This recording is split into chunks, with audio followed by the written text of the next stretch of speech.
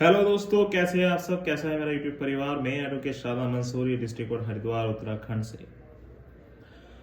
मत भरो लोन।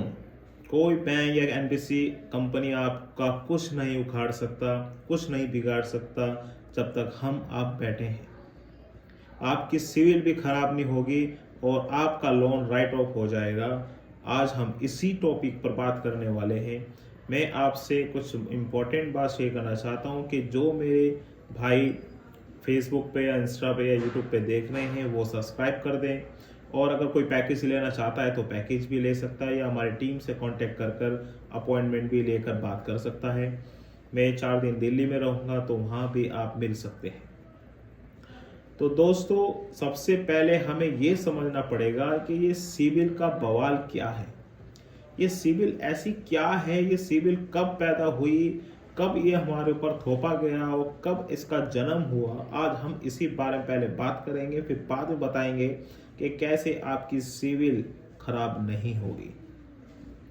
तो सिविल से जानने के लिए सबसे पहले आपको ये पता करना होगा कि ये जब हमारी बैंकिंग 1841 में शुरू हुई तो जब लोग लोन लेते थे तो डिफ़ॉल्ट हो गए या कोई चूना लगा गए। पहले 1841 के बाद से लोन स्टार्ट होने लगा, देने लगे। सपोज दैट आप एक उदाहरण में समझिए कि आपने पीएनबी से लोन लिया और आपने वो लोन डिफ़ॉल्ट कर गए, आपने वो लोन नहीं दिया।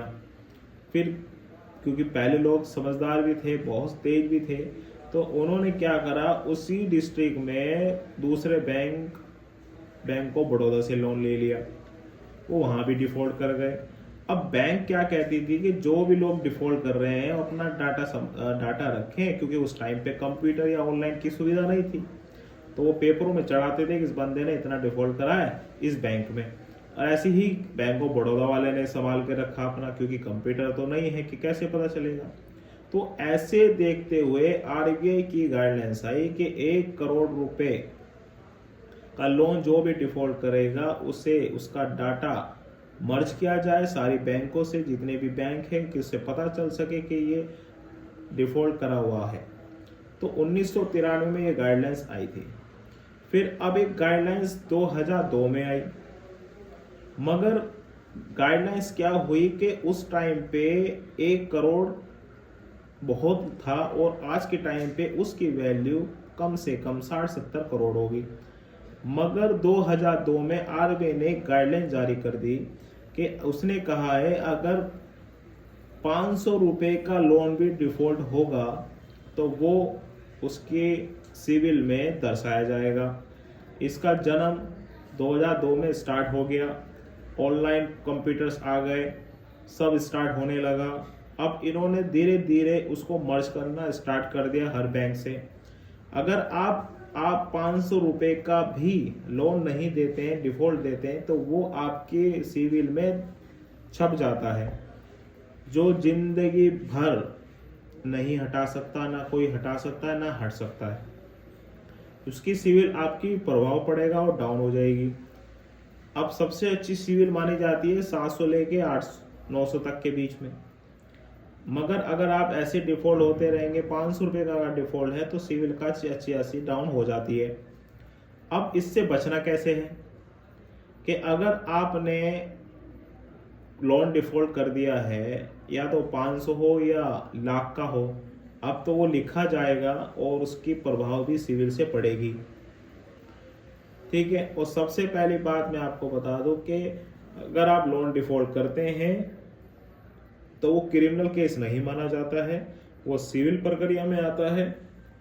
कोई बैंक वाला आपको कहता है कि मैं जेल भेज दूंगा या 5 साल की सजा हो जाएगी, आप पे मुकदमा दर्ज होगा, ऐसा कुछ भी नहीं होने वाला है। आप घबराइए नहीं, हद से ज़्यादा वो चेक बाउंस का केस कर सकते हैं, जो भी सेम डे पे जमानत हो जाती है। हमारी टीम से आप बात कर सकते हैं, अपॉइंटमेंट ले सकते हैं। तो अब सिविल को कैसे सही किया जाए। 3 साल बाद आपको सिक्योर लोन तो मिल सकता है अगर आपकी सिविल खराब हो गई है तो, या आपने डिफॉल्ट करके उसमें दर्शा रखा है।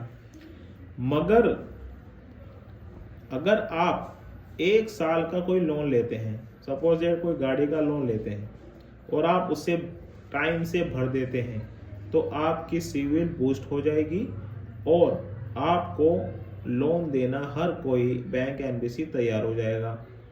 मगर जो आपने डिफॉल्ट करा था वो नहीं हटेगा, वो उसमें दर्शाया रहेगा। तो इससे ये कहना चाहता हूँ कि सिविल की भूमिका बहुत हो चुकी है, बहुत महत्वपूर्ण है लोन में। वो हर चीज़ दर्शाती है। अगर आपको डिस्काउंट भी दिया है तो भी दर्शाया जाएगा, अगर आपने डिफ़ॉल्ट करा है तो भी दर्शाया जाएगा। तो सिविल खराब होना ये आपके ऊपर है कि आप सेटलमेंट करते हैं तब भी सिविल खराब होती है, उसमें वो लिखा आता है, और अगर आप लोन डिफ़ॉल्ट करते हैं तब भी लिखा आता है। मगर सिविल अच्छी करने का तरीका यही है कि 1 साल का कोई लोन ले और उसे भर दे टाइम से, तो आपकी सिविल बूस्ट हो जाएगी, जिससे कि बैंक कोई भी अनसिक्योर या सिक्योर लोन आपको देने के लिए तैयार हो जाएगा। और किसी से कर्मचारी या रेगुलर एजेंट से घबराने की कोई बात नहीं है, आपका कोई कुछ नहीं बिगाड़ सकता है।